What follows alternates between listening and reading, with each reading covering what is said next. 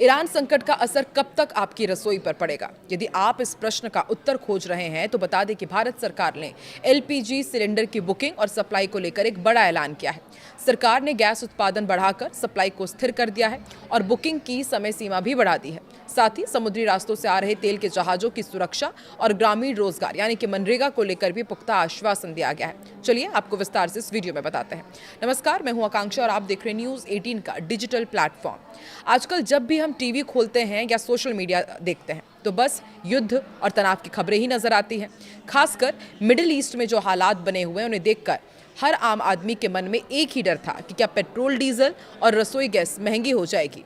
क्या रसोई गैस पहले की तरह आसानी से मिलेगी? लेकिन आपके लिए एक बहुत बड़ी खुशखबरी है। भारत सरकार ने क्योंकि साफ कर दिया है कि दुनिया में चाहे कितनी भी उथल पुथल क्यों ना मची हो, आपके घर की रसोई का बजट और गैस की सप्लाई पर कोई संकट नहीं आने वाला है। सरकार ने गैस सिलेंडर पर एक ऐसी राहत दी है जिससे लगने लगा है कि जल्द ही पुराने दिन लौट आएंगे।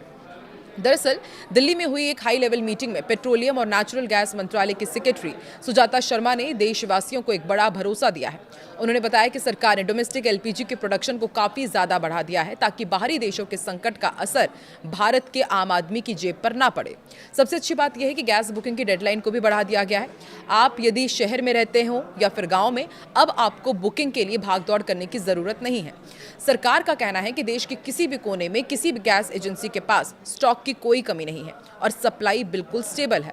गैस की कालाबाजारी और गलत इस्तेमाल को रोकने के लिए सरकार अब डिलीवरी ऑथेंटिकेशन कोड सिस्टम को बहुत सख्ती से लागू कर रही है। सुजाता शर्मा ने जानकारी दी कि सरकार ने इस सिस्टम के इस्तेमाल को 90% तक ले जाने का टारगेट रखा था, लेकिन खुशी की बात यह है कि 92% के आंकड़े पर वो पहले ही पहुंच चुके हैं। इसका सीधा मतलब यह है कि अब गैस सिलेंडर सीधे असली हकदार के पास ही पहुंचेगा और बीच में कोई गड़बड़ी नहीं हो पाएगी। इसके अलावा कमर्शियल गैस की सप्लाई को भी 70% तक फिर से पटरी पर ला दिया गया है, जो बिजनेस करने वालों के लिए एक बहुत बड़ी राहत है। छोटे सिलेंडर्स की मांग में भी जबरदस्त उछाल देखा जा रहा है। अगर पिछले कुछ दिनों के आंकड़ों पर नजर डालें तो 5 किलो वाले छोटे सिलेंडर्स की बिक्री काफी बढ़ गई है। सरकार ने इस बारे में जागरूकता फैलाने के लिए देश भर में करीब 7,000 कैंप लगाए हैं, जिसका नतीजा ये रहा कि 3 अप्रैल से अब तक 1 लाख से ज्यादा 5 किलो वाले सिलेंडर बेचे जा चुके हैं। ये उन लोगों के लिए बहुत मददगार साबित हो रहा है जो एक साथ बड़ा सिलेंडर नहीं खरीद सकते या जिन्हें कम गैस की जरूरत होती है। समुद्री रास्तों से आने वाले तेल और गैस की सुरक्षा को लेकर भी सरकार पूरी तरह मुस्तैद है।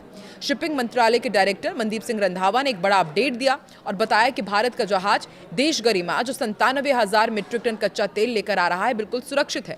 ये जहाज हाल ही में हॉर्मुज से बिना किसी रुकावट के गुजर चुका है। हालांकि पिछले 48 घंटों में उस इलाके में गोलीबारी की कुछ घटनाएं हुई थी, जिसमें भारत के 2 जहाज सनमार हेराल्ड और जग अर्नव भी आसपास थे। लेकिन अच्छी बात यह है कि किसी भी क्रू मेंबर को कोई चोट नहीं आई और सब सुरक्षित हैं। विदेश मंत्रालय भी इस पूरी स्थिति पर पैनी नजर बनाए हुए हैं। एडिशनल सेक्रेटरी असीम आर महाजन ने बताया कि खाड़ी देशों में रहने वाले भारतीयों की सुरक्षा सरकार की पहली प्राथमिकता है। इसके लिए एक स्पेशल कंट्रोल रूम बनाया गया है जो 24 घंटे काम कर रहा है। सरकार हर राज्य और केंद्र शासित प्रदेश के संपर्क में है ताकि किसी भी इमरजेंसी की स्थिति में तुरंत मदद पहुंचाई जा सके। इसी सिलसिले में national security adviser Ajit Doval ने भी सऊदी अरब का दौरा किया और वहां के बड़े मंत्रियों से क्षेत्र के हालातों और भारत के रिश्तों पर लंबी चर्चा की है। ग्रामीण इलाकों में रहने वाले लोगों के लिए सरकार ने एक बहुत जरूरी बात कही है। रूरल डेवलपमेंट डिपार्टमेंट के जॉइंट सेक्रेटरी अमित शुक्ला ने भरोसा दिलाया कि दुनिया में चाहे जो भी अनिश्चितता हो, गांव के विकास के लिए फंड की कोई भी कमी नहीं होगी। उन्होंने साफ किया कि जब तक नया कानून वीबीजी रामजी एक्ट 2025 लागू नहीं हो जाता, तब तक मनरेगा स्कीम पहले की ही तरह चलती रहेगी, यानी ग्रामीणों को रोजगार और घर बनाने के लिए मिलने वाले पैसों पर कोई खतरा नहीं है। कुल मिलाकर देखिए तो सरकार ने हर मोर्चे पर तैयारी पुख्ता कर ली है, चाहे वो गैस की सप्लाई हो, समुद्री रास्तों की सुरक्षा हो या फिर गाँव का विकास। आम आदमी को घबराने की कोई जरूरत नहीं है। सरकार की इन कोशिशों से ये तो साफ है कि आने वाले समय में भी हमें गैस की किल्लत या फिर महंगाई का वो डर नहीं सताएगा जिसकी आशंका जताई जा रही थी। ये कदम वाकई करोड़ों भारतीयों के लिए एक बड़ी राहत की खबर है। सरकार का कहना है कि ऐसी रिपोर्ट्स जिसमें एलपीजी गैस सप्लाई को सामान्य होने में 4 से 5 साल की बात कही गई थी, वो पूरी तरह से गलत है। ये दावे भ्रामक है और घबराहट फैलाने वाले हैं। सरकार के अनुसार करीब 800,000 मीट्रिक टन एलपीजी का आयात पहले से तय किया जा चुका है, जो कि भारत की ओर आ रहा है। सरकार ने घरेलू स्तर पर प्रोडक्शन बढ़ाने के लिए भी बड़े कदम उठाए हैं। 9 मार्च को जारी एलपीजी नियंत्रण आदेश के तहत रिफाइनरीज को उत्पादन बढ़ाने का निर्देश दिया गया। हालांकि सप्लाई में कमी का असर गैस सिलेंडर्स की कीमतों पर नजर आया। देश भर में घरेलू एलपीजी सिलेंडर और कमर्शियल सिलेंडर्स महंगे हो गए थे। इस बढ़ोतरी का असर आम घरों के साथ साथ होटल, रेस्टोरेंट्स और छोटे कारोबार पर भी पड़ा। राज्य और केंद्र शासित प्रदेशों को एलपीजी सप्लाई की निगरानी निगरानी करने और जमाखोरी पर सख्त कार्रवाई के लिए ज्यादा अधिकार दिए गए हैं। एलपीजी सप्लाई को लेकर सरकार ने यह बताया है कि ऑनलाइन बुकिंग अब करीब 98% तक पहुंच गई है और डीएसी आधारित डिलीवरी भी 93% तक हो गई है, जिससे ट्रांसपेरेंसी बढ़ी है। साथ ही घरेलू गैस सिलेंडर्स की सप्लाई सामान्य रूप से जारी है। भारतीय अर्थव्यवस्था में गैस की भूमिका लगातार बढ़ रही है। कुछ साल पहले भारत ने पर्यावरण प्रदूषण को कम करने और स्वच्छ ऊर्जा को बढ़ावा देने के लिए देश को गैस आधारित अर्थव्यवस्था बनाने का लक्ष्य तय किया गया था। इसके तहत उद्योगों, बिजली उत्पादन, परिवहन और घरेलू उपयोग में गैस की खपत बढ़ाने के प्रयास किए जा रहे हैं। हालांकि देश में गैस का उत्पादन पर्याप्त नहीं है, इसलिए भारत अपनी जरूरत का करीब 60% हिस्सा विदेशों से आयात करता है। चाहे प्राकृतिक गैस हो या एलपीजी, इसकी बड़ी आपूर्ति अब भी आयात पर ही निर्भर है। न्यूज़ 18 के रिपोर्ट्स के मुताबिक भारत का प्राकृतिक गैस आयात साल 2024 में लगभग 35,000 घन मीटर तक पहुंच गया था, जो पिछले साल की तुलना में थोड़ा कम रहा। हालांकि इस वर्ष की शुरुआत में ईरान और अमेरिका के बीच तनाव और युद्ध जैसी स्थिति के कारण समुद्री ट्रांसपोर्ट और सप्लाई चेन जरूर प्रभावित हुई है और इसके चलते वैश्विक स्तर पर गैस की आपूर्ति बाधित हुई है। भारत के आयात में भी गिरावट देखने को मिली है।